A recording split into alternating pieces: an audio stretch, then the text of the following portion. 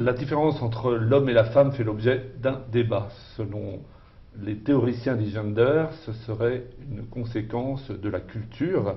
À en croire ces théoriciens, il serait bientôt possible de changer de sexe quand on change de chemise. Alors, hommes et femmes seraient-ils interchangeables? Nous recevons Marguerite Peters, qui est journaliste spécialiste de la nouvelle éthique de la gouvernance mondiale. Bonjour. Bonjour. Et puis Cyril Brun, qui est directeur de l'Observatoire sociopolitique diocésain et qui vient donc d'organiser un colloque sur ce sujet. Voilà.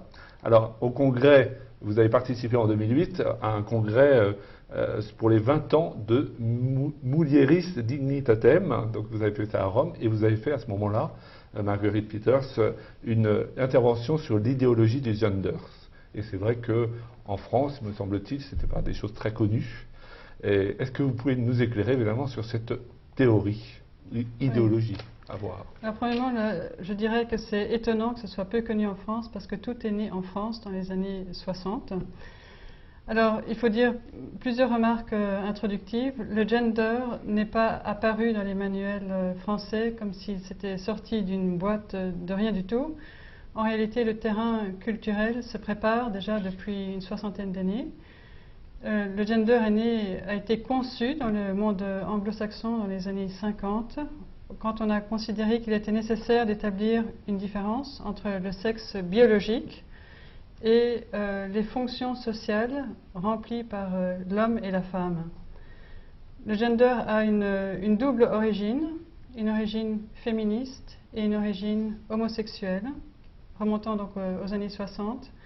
Ces deux origines sont reliées entre elles par une volonté de déconstruction de l'être, de l'homme et de la femme. Les féministes considéraient que la maternité, la sponsoralité, la complémentarité entre l'homme et la femme étaient des constructions sociales. Les homosexuels, quant à eux, considéraient que ce qu'ils appelaient dans leur jargon hétéronormativité, était une construction sociale. Donc ils faisaient de caractère ontologique de la personne humaine, de ce qui appartient à l'essence, à l'être de l'homme et de la femme, une construction sociale. En réalité, ça se relie tout à fait avec Jean-Paul Sartre, Simone de Beauvoir, qui se sont battus contre l'en-soi, ce qui est, pour que l'individu soit libéré des conditions de l'existence dans lesquelles il est placé, pour vivre pour soi.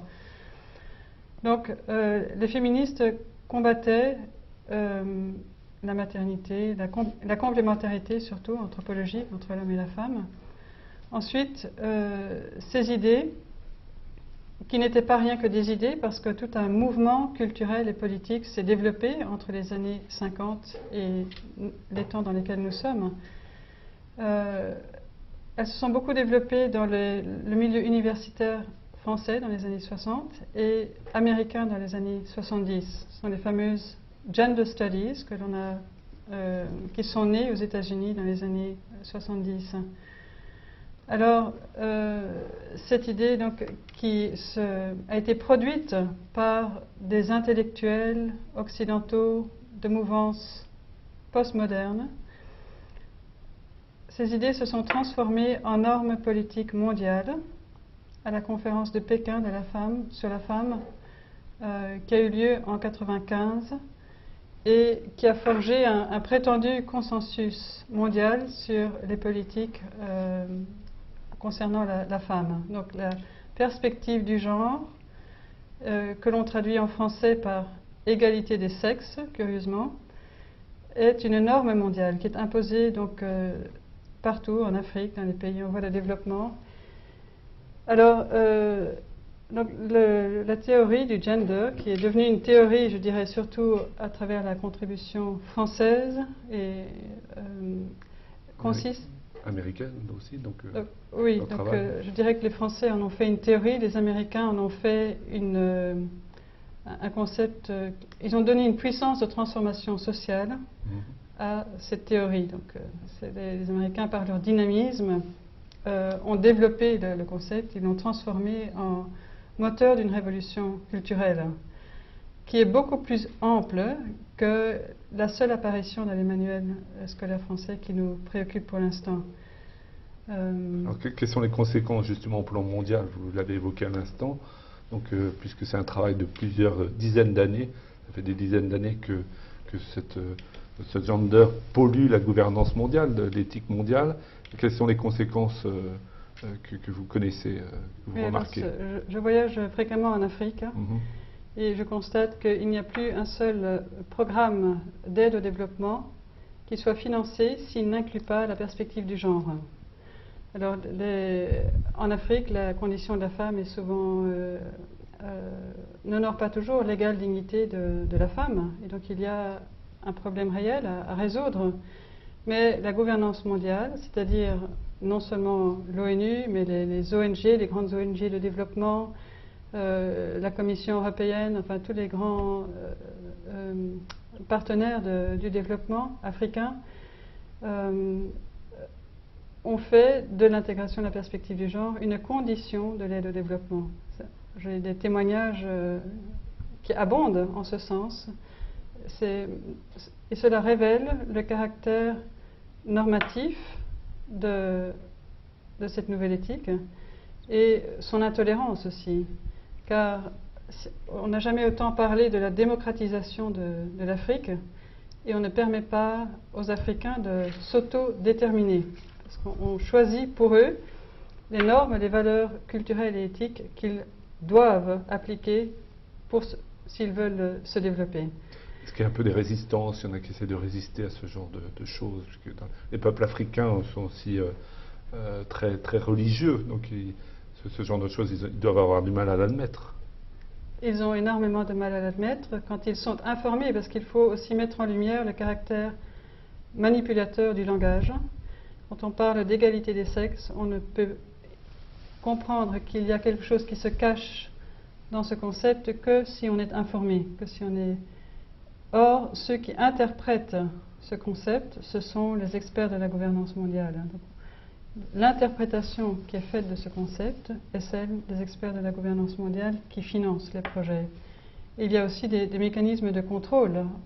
Une fois qu'on met en œuvre un projet de développement qui intègre cette perspective, on va vérifier si le projet a été développé tel que la gouvernance mondiale l'entend. Si ce n'est pas le cas, on coupe les vivres, oui. Voilà, on coupe les subventions. Et ça, on observe ça principalement en Afrique ou dans tous les pays en voie de développement?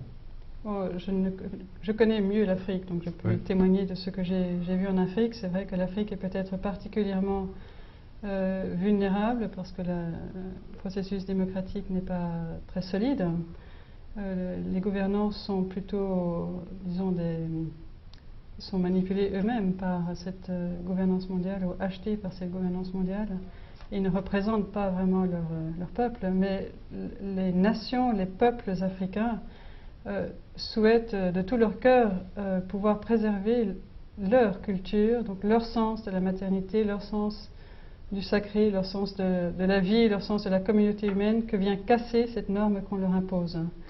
Alors justement, si on vient bien éclairer, qu'est-ce que vient déconstruire le gender, cette théorie?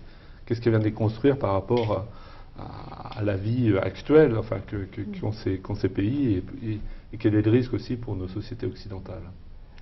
Je dirais que ce qui est déconstruit est extrêmement profond, si vous voulez. Ça remonte vraiment à l'origine de l'humanité. C'est-à-dire que le point de départ, c'est une vision anthropologique individualiste, donc purement laïque, c'est-à-dire qu'on ne considère pas l'être humain, l'homme et la femme, comme des personnes qui sont faites pour aimer, pour se donner, pour la maternité, pour la paternité. Et donc premièrement, on impose à des cultures non occidentales une vision de la laïcité qui est purement occidentale, et qui opère cette brisure qui n'existe pas chez eux, donc entre ce qui est du domaine laïque et du domaine sacré. C'est une imposition déjà, première imposition. On vient donc séculariser leur culture qui est ouverte à la transcendance. On vient Donc faire de la femme un individu citoyen, laïque, qui revendique ses droits, autonome par rapport à l'homme, par rapport à son enfant. Donc on fait de la femme, on transforme la femme africaine qui a un si grand sens justement de l'amour, de la maternité, on la transforme en pure citoyenne, ce qui est déjà tout à fait contraire à la culture. Le gender incorpore bien sûr tout le programme de la révolution sexuelle occidentale, c'est-à-dire l'accès universel à la contraception, le droit à l'avortement. Tout est dans tout. Je veux dire, le gender n'est pas un concept isolé du reste, c'est un produit de la révolution féministe et sexuelle occidentale. Et donc il incorpore tout ce que cette révolution, tous les objectifs de cette révolution. Et il contribue à les mondialiser maintenant. Nous vivons aujourd'hui la mondialisation de la révolution féministe, sexuelle, culturelle, occidentale à travers ces nouvelles normes politiques mondiales dont l'égalité des sexes, la perspective du genre, n'est qu'un exemple parmi beaucoup d'autres. Alors si nous vivons une révolution culturelle, j'ai envie de dire, comment peut-on entrer en résistance? Peut-être Cyril Brun, vous avez peut-être des éléments à nous apporter sur cette résistance que propose déjà l'Observatoire en informant. C'est déjà un point, mais maintenant, voilà, que faire? Alors, ce que nous avons constaté, en fait, il y a un an que nous travaillons sur cette question, parce que ce qui nous avait alarmé, c'est de voir que les associations à caractère social dans la région, en tout cas au moins, étaient soumises, comme les pays africains, pour pouvoir avoir des subventions à l'introduction des principes soutenus par la théorie du genre. Alors, face à ça, nous avons cherché un peu à voir ce qu'il en était, pour nous rendre compte en fait qu'on est dans l'amalgame complet.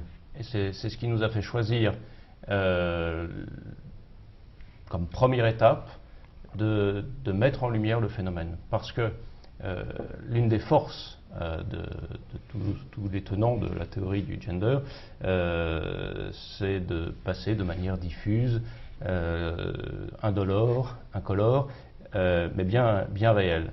De fait, on retrouve la théorie enfin en tout cas les conséquences de la théorie du genre un peu partout dans la société.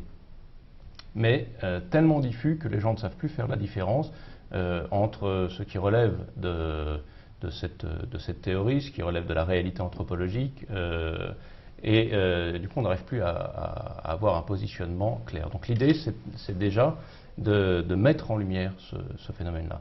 Et pendant toute l'année que nous avons passée à préparer ce qui a abouti à ce colloque, nous pouvions parler de la théorie du genre, en France en tout cas au moins, et il fallait à chaque fois expliquer. Les gens, d'une part, n'en avaient jamais entendu parler, d'autre part, ne comprenaient même pas qu'on puisse se poser la question en ces termes-là, et puis ça leur paraissait très lointain parce que ça, globalement, et je pense que c'est quand même une source d'espérance, globalement, il y a un certain bon sens qui fait qu'on se dit mais ça ne tient pas. Mais il y a tellement d'amalgame affectif et sentimental en face pour expliquer que du coup les gens ne savent plus à quoi s'en tenir. Alors l'idée c'est déjà de montrer qu'il y a un problème, et qui est un vrai problème, qui est insidieux, mais qui touche tout le monde, partout, et qui est alimenté qui s'auto-alimente. Comme vous disiez, il n'y a pas que la théorie du genre, ça vient d'un long mouvement féministe qui repose sur des bases justes. Il y a des choses justes dans le combat féministe, mais tout est dans tout, en fait, parce que derrière, il y a aussi des gros intérêts économiques. Ne serait-ce que tout simplement le fait de déconstruire la personne humaine, comme c'est le fondement de la théorie du genre, fait qu'on a une multitude de personnes qui sont globalement en quête d'identité, avec un problème fondamental d'identité, avec tout le mal-être et le malaise qu'il y a derrière. Or, humainement, la souffrance est insupportable.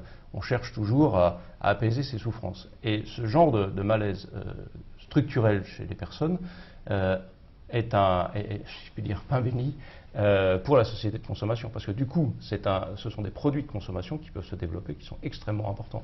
Donc les choses s'auto-alimentent de cette façon-là. Alors, quand on cherche à discuter avec... D'abord, quand on trouve effectivement des interlocuteurs pour parler de ça, ce qui n'est pas toujours évident. Alors ça commence maintenant parce qu'avec l'histoire de l'enseignement à Sciences Po et des manuels scolaires, il y a un pas qui a été franchi de visibilité, qui peut-être est d'ailleurs une erreur stratégique, parce que du coup maintenant tout le monde en parle et tout le monde s'inquiète réellement. Enfin, on va dire les personnes les plus simples, pour qui 2 et 2 font 4, commencent à s'inquiéter.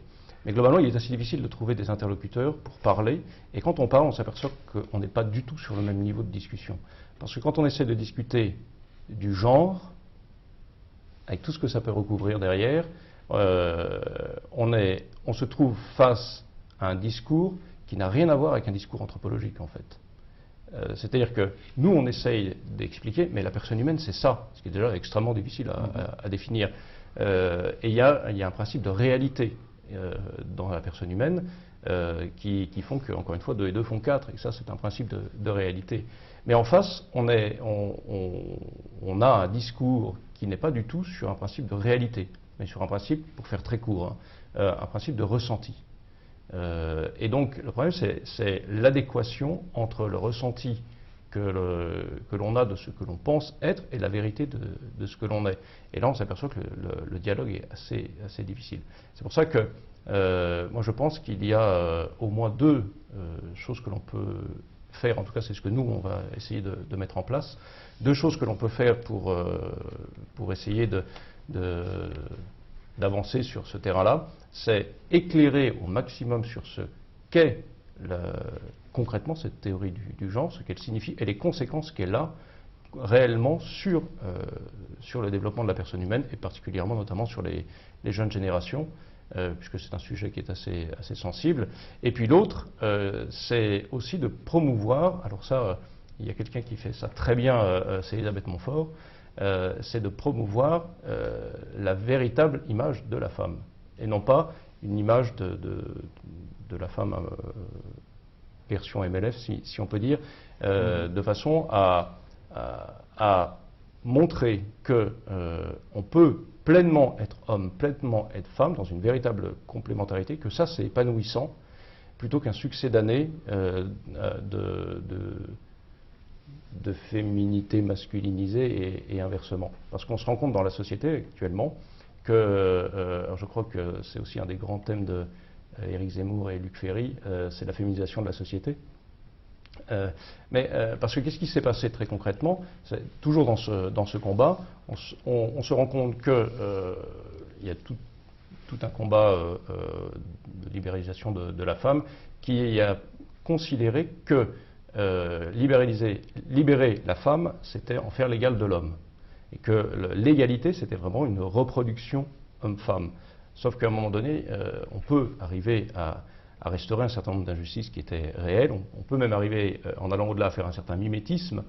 Mais il y a des fonctions, comme la paternité par exemple, qui sont indissociables. Et on se rend compte, alors là c'est l'historien qui parle, dans les études qui sont faites pour essayer de démontrer que effectivement c'est une question que la sexualité est culturelle et non pas biologique, etc. Il y a tout un travail d'historiens que nous, dans la branche des historiens, on considère comme pas sérieux, qui ont cherché à retrouver cet âge d'or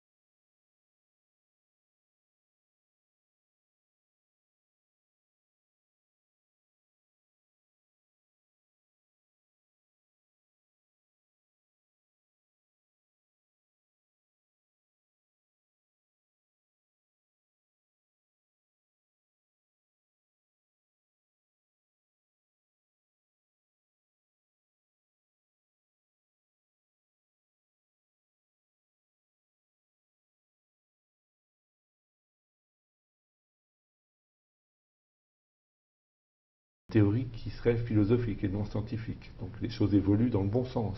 Comment poursuivre un peu cette action?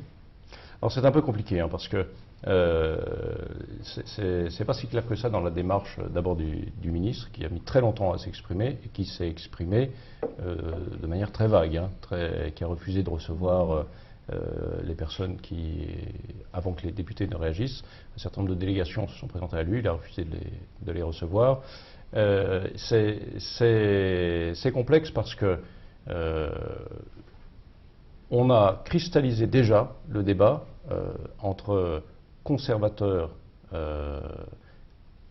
vite taxés de catholicisme et puis les forces de progrès. En gros, au niveau du débat, c'est relativement clair, hein.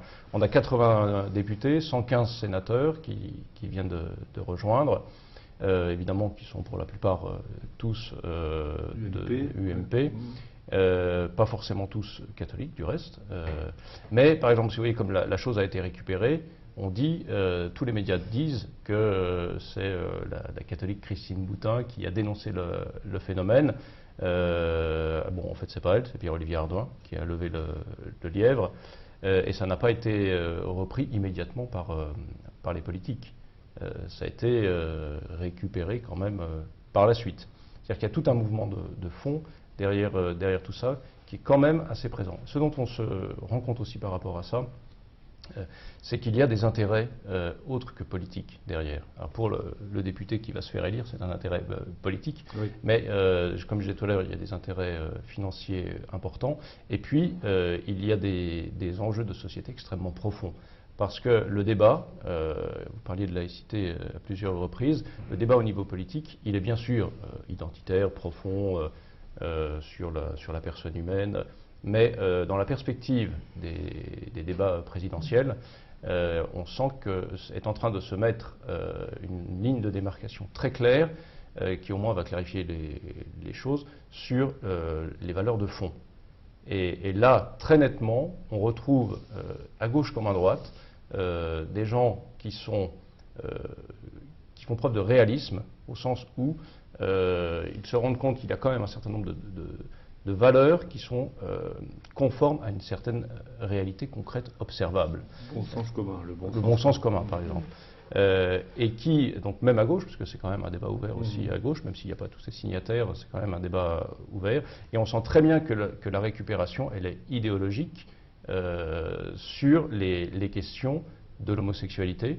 Parce que même si la théorie du genre n'est pas au départ quelque chose strictement homosexuel, il y a quand même une récupération idéologique et au moins médiatique. Parce qu'au niveau des chercheurs scientifiques, en tout cas je parle des historiens, c'est pas si clair que ça. Mais il y a, on en parlait avec un certain nombre de députés et de sénateurs, notamment à l'occasion des universités d'été que nous avons organisées le mois dernier, il y a un fonds de parlementaires qui sont d'accord pour dire que un homme est un homme et une femme est une femme, et que ça n'est pas neutre dans la construction de la personne et aussi dans la construction de la société. Mais il y a derrière un gros manque de soutien de la part de l'ensemble de la population. C'est-à-dire que quand on discute avec monsieur, madame, tout le monde, soit les gens sont perdus, et puis de toute façon tout est dans tout et c'est le relativisme, donc après tout, pourquoi pas, soit les gens se disent mais non, ça colle pas, il y a quand même quelque chose qui ne colle pas. Et il y a à mon avis à mettre en place là, avant la déferlante médiatique qui est en train de se réveiller, là, je dirais anti-gender, et du coup ça devient anti-catho aussi, parce qu'on a cristallisé là-dessus. Il y a un grand travail de fond à faire d'abord pour montrer à ceux qui sont hésitants, parce que la pensée ambiante n'est pas comme ça, montrer qu'il y a quand même un grand nombre de personnes qui ont un peu les pieds sur terre sur cette question-là. Et dans ce sens-là, la démarche des députés et des sénateurs est quand même assez lumineuse pour ça. Lumineuse, et mérite d'être soutenue. Hein. Quand voilà. Justement, quelqu'un qui repère, par exemple, on prend l'exemple du Var, il y a 2 députés du Var qui font partie de ceux qui ont écrit à Luc Châtel pour réclamer qu'on enlève retire les livres cette théorie du gender. Si on fait partie d'une circonscription où le député n'a pas réagi, peut-être c'est le moment de lui écrire, mais gentiment. Enfin, quelquefois, on pense qu'on écrit à son député pour l'engueuler. Là, on peut lui écrire pour lui signifier son incompréhension. Pourquoi n'a-t-il pas réagi? Oui, et soutenir ceux qui ont réagi aussi. Oui, tout à fait. Mais de fait, il y a un grand mouvement de fond à mettre en place, ça c'est certain. Parce que je vous cite Bernard Debré, qui est l'un des signataires, donc qui est médecin en plus, il dit que la ligne de démarcation qui existe entre les députés, ce n'est pas la droite, la gauche, c'est le courage. Je trouve que la phrase est très bien placée, parce que souvent, effectivement, on a aussi, les parlementaires, peut-être à l'image de notre société, que tout est un peu bof. Oui, bon, finalement, si ça se fait, pourquoi pas? Oui, on manque les députés manque de courage, c'est peut-être beaucoup dire, mais il faut savoir que par exemple, si vous reprenez ce qui s'est passé pour la loi de bioéthique, il suffit d'aller regarder les débats, d'abord de les lire, les rapports sont consternants, mais d'aller voir que chacun montait à la tribune pour défendre les lois de bioéthique, mais sous des insultes. Traité de substitut du pape, les paroles même du pape singé, leur disant mais n'ayez pas peur, rejoignez-nous. Et du coup, il faut effectivement un vrai courage, et donc il faut se sentir soutenu par la population pour oser monter au créneau face à des gens qu'il faut quand même le dire. Et ça, je pense qu'on est pour le coup pas dans le politiquement correct du tout. On a quand même des gens qui ne raisonnent pas, c'est-à-dire qu'on ne peut pas discuter avec eux. Encore une fois, lisez les rapports des commissions parlementaires sur les questions. Ce n'est que de l'amalgame et des gens qui sont fielleux et foncièrement méchants dans leurs attaques. Et donc, il faut quand même être capable d'être soutenu pour aller au créneau. Marguerite Peters, vous êtes d'accord avec Sylviane, j'imagine. À l'échelon mondial aussi, les gens agissent de cette manière, fielleux, pas honnêtes. Oui, tout à fait. Oui. C'est ce que j'ai pu observer lorsque j'ai participé à ces grandes conférences de l'ONU dans les années 90. Ce qu'on appelle le consensus mondial était préétabli avant même que les gouvernements négocient le texte. Le texte était déjà verrouillé.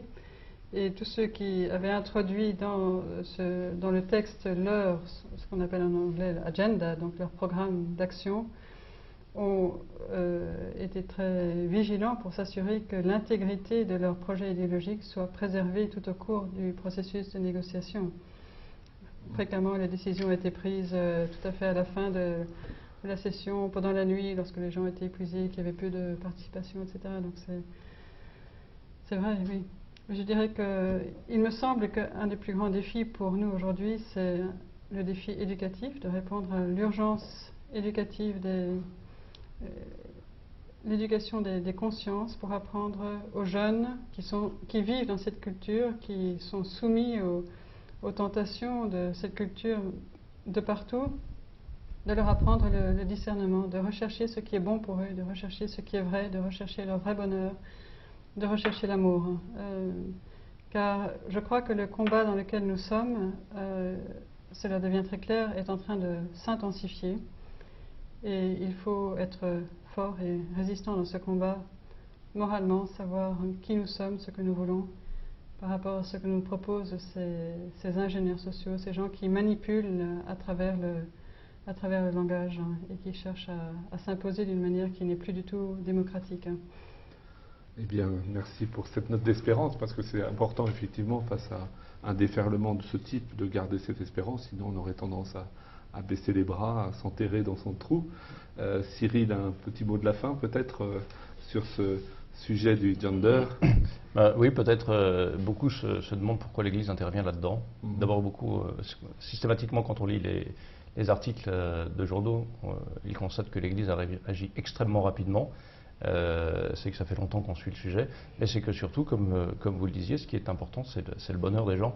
Et il ne peut pas y avoir de véritable bonheur si ce que l'on propose ne s'adresse pas à des gens réels, concrets, et avec des choses conformes à la vérité. Et c'est pour ça que l'Église intervient, parce que c'est une protection, c'est un rempart sur cette vérité et ce gage de bonheur qui est dû à l'homme. Merci à vous, merci Marguerite Peters pour ces éclairages sur le gender. Merci Cyril Brun aussi pour votre participation. On retrouvera bien sûr, je le pense, une synthèse de ce colloque qui s'est déroulé à Toulon, à la faculté de droit, et qui donnera aussi d'autres éclairages, des éclairages de psychiatres et de bien d'autres personnes.